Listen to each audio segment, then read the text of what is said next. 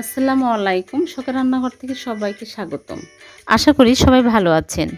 মাংসের গুণাগুণ অক্ষুণ্ণ রেখে আজকে আমি করে দেখাবো কিভাবে গরুর মাংসের শুটকি করতে হয়, তার সহজ পদ্ধতি।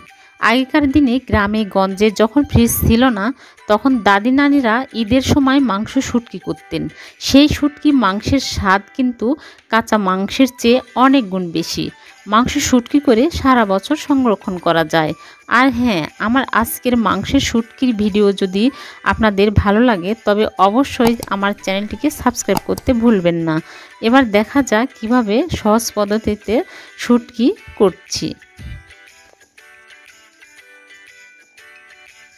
গরুর মাংস শুটকি করার জন্য এখানে আমি হাফ কেজি গরুর মাংস নিয়েছি, এরকম করে কেটে নিয়েছি। আপনারা চেষ্টা করবেন ছোট ছোট পিস করে কেটে নিতে। আর হাড় চর্বি থাকা যাবে না, চর্বি থাকলে চর্বিগুলো ফেলে দিবেন। চর্বি থাকলে শুটকি বেশি দিন সংরক্ষণ করা যায় না। আমি শুধু সলিড মাংস নিয়েছি, এরকম ছোট বড় পিস করে নিয়েছি।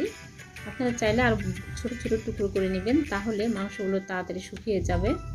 চুলায় প্যান বসিয়ে পর্যাপ্ত পরিমাণে পানি দিয়ে নিয়েছি। পানিতে দিয়ে দিচ্ছি হলুদ হাফ টিস্পুন, লবণ হাফ টিস্পুন, দারচিনি 3 টুকরা, এলাচ 2টা আর তেজপাতা 3 টুকরা দিয়ে দিচ্ছি। বেশি মশলা দেওয়ার কোনো প্রয়োজন নাই। আদা রসুন দিলে এই মাংসগুলো শুকিয়ে গেলে বেশি দিন সংরক্ষণ করা যাবে না, ছাতা ধরে যাওয়ার সম্ভাবনা থাকে। হলুদ লবণ দিয়েই মাংসগুলো সিদ্ধ করলেই হবে। আর বেশি সিদ্ধ করব না, এখানে 25 মিনিট বয়েল করে নিব। পানি বলক উঠে আসছে, মাংসগুলো আমি এখন দিয়ে দিচ্ছি। মাংস দিয়ে নেড়ে চেড়ে যখন 20-25 মিনিট হয়ে যাবে, তখন আমি মাংসগুলো একটা স্ট্রেনারে ঢেলে পানি ঝরিয়ে নেব। এই যে দেখুন, মাংসগুলো এরকম হয়েছে। এখন আমি একটা স্ট্রেনারে ঢেলে নেব। আমি এখন রোদে শুকাতে দেব, এজন্য একটা সুচ নিয়েছি, সুতার সাথে গেঁথে নিচ্ছি। আমি ছাদের তারে ঝুলিয়ে দেব। এজন্য আপনারা চাইলে এটা ফ্যানের বাতাসে অথবা ওভেনে অথবা চুলার নিচে দিয়েও শুকাতে পারেন। আমি ছাদে রোদে দিব, এজন্য সুতায় গেঁথে নিচ্ছি।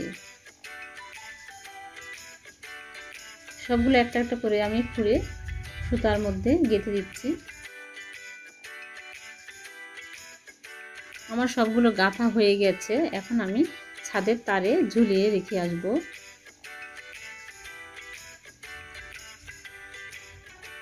আমি একদিন রোদে দিয়ে আমার মাংসগুলো শুটকিগুলো একদম শুকিয়ে গেছে।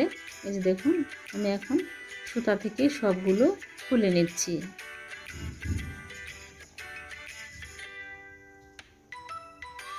এই মাংসগুলো দীর্ঘদিন সংরক্ষণ করা যাবে কোনো এয়ারটাইট বক্সে রেখে। আর যখন খাবেন তখন এই মাংসগুলো বের করে 5 ঘন্টা পানিতে ভিজিয়ে রাখতে হবে, তারপর রান্না করে নিতে হবে। এই যে এরকম হয়েছে, শুটকিগুলো একদম শুকিয়ে খটখটা হয়ে গেছে। আজ এ পর্যন্ত। আমার ভিডিওটি ভালো লাগলে ছোট্ট একটা লাইক দিয়ে আমার চ্যানেলটিকে সাবস্ক্রাইব করবেন। ভালো থাকবেন, সুস্থ থাকবেন। আল্লাহ হাফেজ।